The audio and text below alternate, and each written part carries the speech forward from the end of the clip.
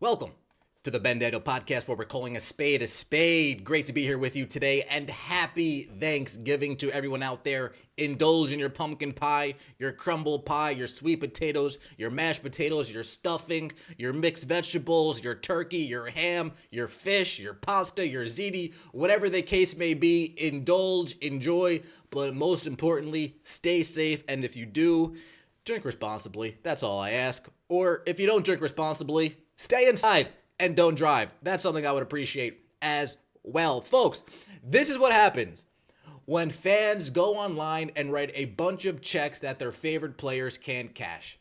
You have schmoes like me turn on a camera, turn on a mic, and say, man, this is why these takes are rooted in nothing but emotion and not fact. We spent all last season hearing people talk about Paige, talk about JuJu, and though they may be great in their own right, though they may be the best college basketball players going on right now, I know Betts would have something to say about that. I know my girl from Jersey, Hannah Hidalgo, would have something to say about that. I know the bench rider, Mylasia Fulwiley, she'll have something to say about that. Dawn Staley, let her free. Dawn Staley, free Fulwiley. Do us all a favor. But we've been told that Paige and JuJu, they're the two. They are the future, right? That's what the social justice warrior is saying. That's what the old WNBA media is saying. They're not even talking about Kaylin. They're saying, oh, but when JuJu gets here, oh, but when Paige gets here, it's going to be another level. They're so much bigger than Kaylin. Blah, blah, blah, blah, blah. So let's start with the good news, and then we'll get into the real thick of things. USC versus Notre Dame this past Saturday on NBC averaged 519,000 viewers, which was up 19% from last year's Notre Dame women's game on NBC against Illinois. 435,000 on NBC against Illinois, and then 519,000 this year on NBC against USC. Folks, interesting. Numbers like that make me think that JuJu Watkins isn't the people are coming to watch.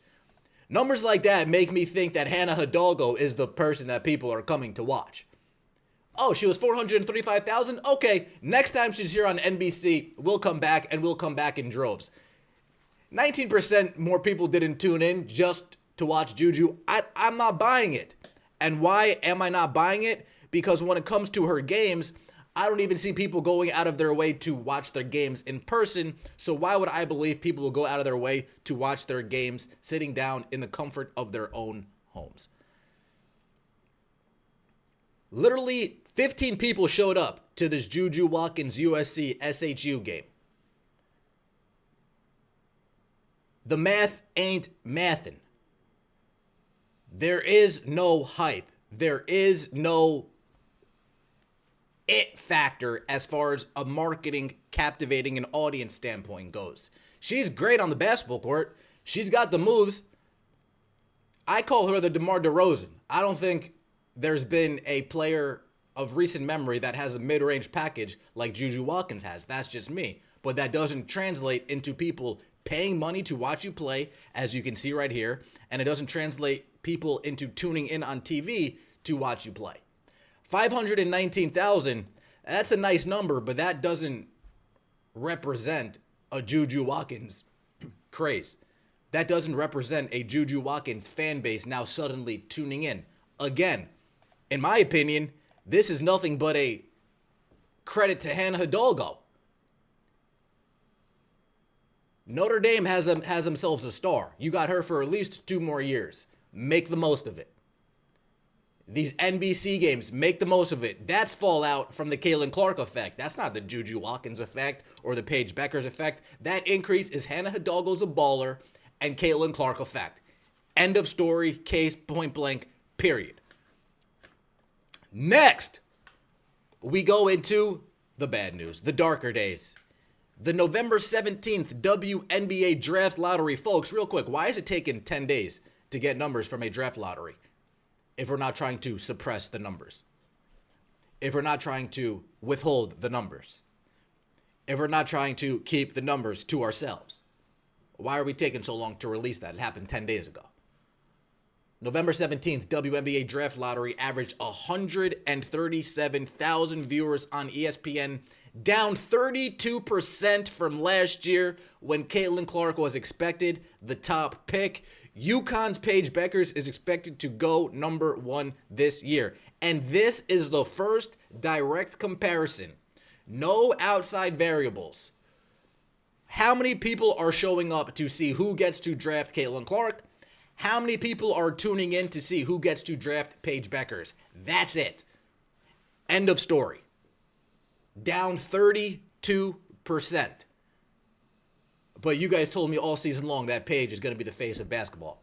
But you guys told me all season long that Paige was Caitlin Clark before Caitlin Clark. Yeah, Paige was Caitlin Clark before Caitlin Clark, and then came Caitlin Clark, and now Paige is Paige, and Caitlin's Caitlin. That's how that thing goes.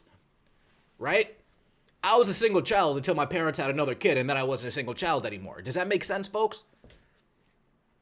Does that compute to the old WNBA guard who has a thick skull? Do you guys understand that?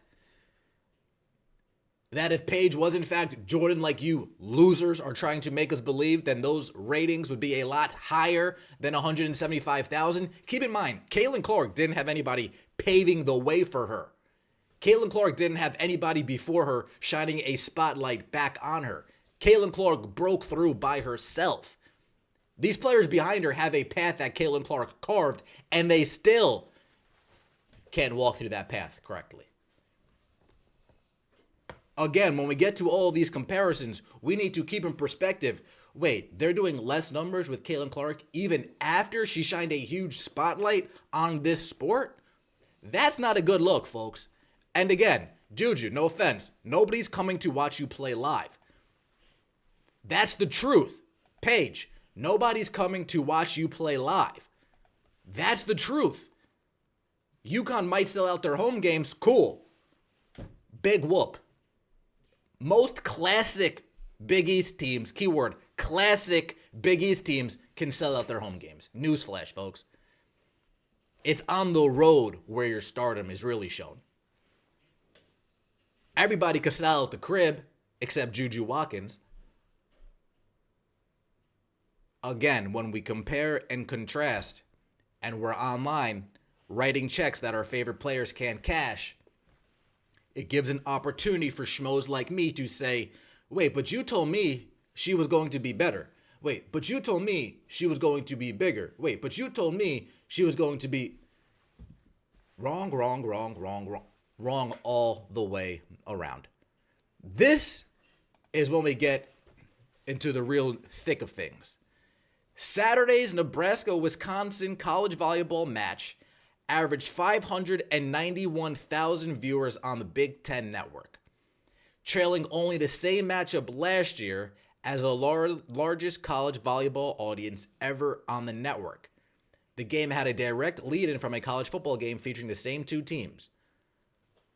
Across all networks, only Nebraska-Louisville on ABC in September and Penn State-Wisconsin on NBC earlier this month averaged more viewers. Now, don't hold a gun to my head, but I want to say that Nebraska-Louisville on ABC was a lead-in to a Caitlin Clark game. Again, that's me off the top thinking and remembering, and I believe it was a Saturday where it could have been Texas, but there was a volleyball match. I do think it was the Nebraska-Louisville game right before Caitlin Clark played on ABC. So we have that taking part. But let's sit back and you're telling me a volleyball match, a women's volleyball match on the Big Ten Network can do 591,000 viewers on the Big Ten Network, yet Hannah Hidalgo and JuJu Watkins does around 60,000 less?